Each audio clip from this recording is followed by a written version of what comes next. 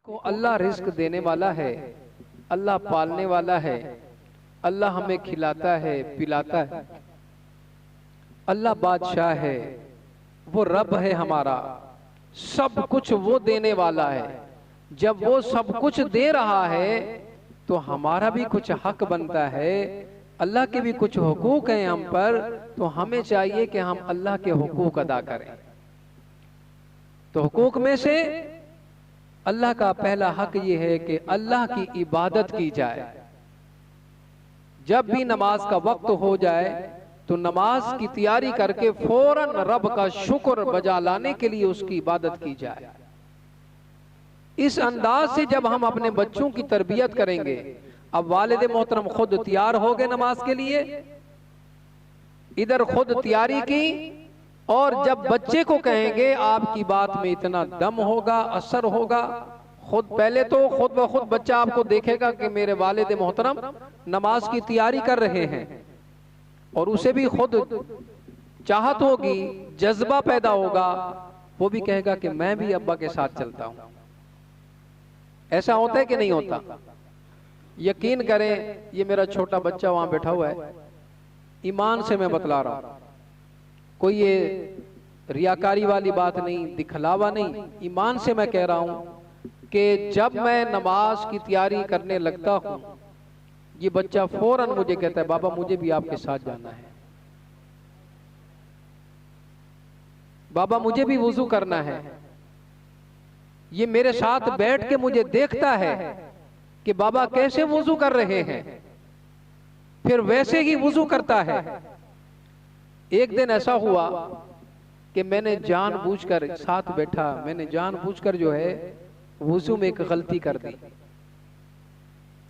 ये देख रहा है मुझे, जब मैंने गलती की ना तो मुझे कहता है बाबा आपने जो है ये वाला हाथ, दूसरा हाथ नहीं धोया आपने, एक हाथ धोया दूसरा छोड़ दिया।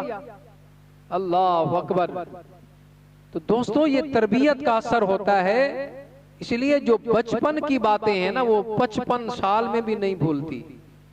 अभी से जो आप तरबियत करेंगे ना, अभी से जो तरबियत करेंगे आप बच्चों की, जब बच्चे आपके बड़े हो जाएंगे, जब आपका ऐसा वक्त आएगा कि आप बूढ़े हो गए हैं, ज़ईफ़ुल उम्र हो गए हैं, अब आपके बच्चों की आपको जरूरत है, आपका सहारा बनने की, उस वक्त जो है बहुत अहम बात यही होती है कि आपके बच्चे आपका सहारा बने।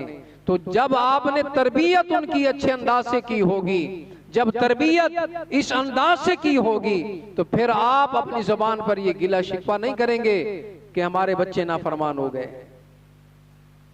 खुदा की कसम आज मैं कहता हूं कि अगर ज्यादा नहीं तो 80% जो है ना हमारा कसूर भी है अपने वालिदैन का, कि हम अपने बच्चों की तरबियत सही अंदाज से नहीं करते,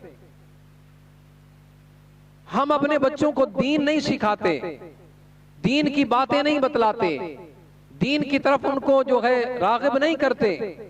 दुनिया के मामले में तो बहुत कुछ आगे चले जाते हैं, हम बहुत कुछ सिखा देते हैं।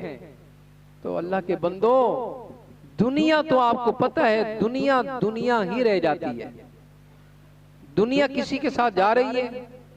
कभी आपने देखा कि कोई बंदा फौत हुआ है और दुनिया को भी साथ ले गया है? अगर औलाद नेक कर दी आपने, पीछे औलाद नेक छोड़ी है, तो हदीस पाक में आता है कि 3 काम ऐसे हैं जो बंदा दुनिया में रहता है तो भी अजर मिलता है, जब दुनिया से चला जाता है तो भी उसका अजर उसको कब्र में मिलता रहता है। उनमें से एक बात यह है कि अगर वो पीछे अपनी औलाद की तरबियत अच्छी करके आया था, औलाद नेक छोड़कर आया, तो जब औलाद उसकी नमाज पढ़ने के लिए जाएगी तो ईमान से बताएं, जब वो दुआ करेगी रब्बी जालनी मुकीमस्सलाती व मिन ज़ुर्रियती रब्बना व तक़ब्बल दुआ रब्बना इग़फ़िरली व लिवालिदैया व लिलमुमिनीना यौम यक़ूमुल हिसाब। व लिवालिदैया, जब नमाज पढ़ने जाएगी अपने माँ बाप के लिए दुआ कर रही है, माँ बाप के लिए दुआ कर रही है। जब औलाद ऐसी नेक बनेगी ना, जब वो दुआएं करती रहेगी, अगर बाप गुनाहगार होगा, सियाकार होगा, बदकार होगा, अगर कोई खताएं करने वाला होगा, तो जब कब्र में गया तो खताओं के साथ वो दफन हुआ था। औलाद नेक छोड़ आया था, नेक औलाद थी, नमाजी औलाद थी, कुरान की तिलावत करने वाली औलाद थी, नेक औलाद छोड़कर आया है। जब औलाद नमाज पढ़ती थी उसके दर हक जो है वो दुआएं किया करती थी। तो जब वो बरोज़े क़यामत कब्र से उठाया जाएगा तो अल्लाह पाक फरिश्तों से फरमाएगा, मेरे मलाइका इस मेरे बंदे को जन्नत में दाखिल कर दो। वो बंदा हैरान होकर अल्लाह से अर्ज करेगा, मौला मैं तो जब कब्र में आया था बड़ा गुनाहगार था, सियाकार था, बदकार था, मेरे मालिक ये मुझ पर करम कैसा, ये इनायात कैसी, ये रहमतों का नुज़ूल कैसा, ऐ मेरे मालिक ये नवाज़िशात कैसी हैं। जब बंदा अर्ज करेगा, मेरा मालिक फरमाएगा, मेरा रब फरमाएगा, ऐ मेरे बंदे यकीनन ऐसा ही था कि जब तू आया था गुनाहों की गठड़ी सर पर लेकर आया था, लेकिन एक नेक काम तो करके आया था कि पीछे औलाद की तरबियत अच्छी की थी, इस्लाह अच्छी की थी उनकी, और नेक औलाद पीछे छोड़ कर आया था। वो कुरान की तिलावत करती थी, वो नमाज पढ़ते थे, जब वो नमाज पढ़ते कुरान की तिलावत करते उनको भी सवाब मिलता था और तेरे नाम अमाल में भी बगैर कमी के सवाब लिखा जाता था। उनकी नेकियों की बदौलत तेरे गुनाहों को मैं माफ करता रहा, माफ करता रहा, माफ करता रहा, यहां तक कि तेरे गुनाहों को मैंने मिटा दिया, तेरी नेकियां ज्यादा हो गई हैं। तो इसलिए तुझ पर ये नवाजिशात की जा रही है। तो दोस्तों हमें चाहिए हम अपनी औलाद की तरबियत अच्छे अंदाज से करें। हम स्कूल कॉलेजेस वगैरह में लाखों रुपए लुटा देते हैं। ईमान से बताएं, कभी बच्चे को हमने हाफिज कुरान बनाने के वाले से भी कुछ खर्च किया? ईमान से बताएं यार, ये वो किताब है, दुनिया भर की किताबें इसका मुकाबला नहीं कर सकती।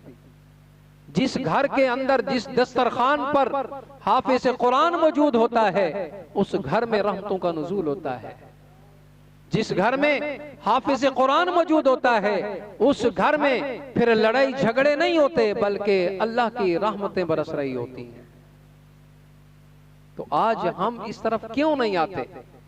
आज जरूरत इस बात की है अपने बच्चों को दीन सिखाएं। तो दुआ गो हूं खालिक अलम इज़्ज़ल की बारगाह में, रब्बुल आलमीन हम सबको दीन मतीन की समझ अता फरमाए, अपनी औलाद की सही माने में तरबियत करने की तौफीक अता फरमाए। व आखिरु दावाना अनिल हम्दुलिल्लाहि रब्बिल आलमीन।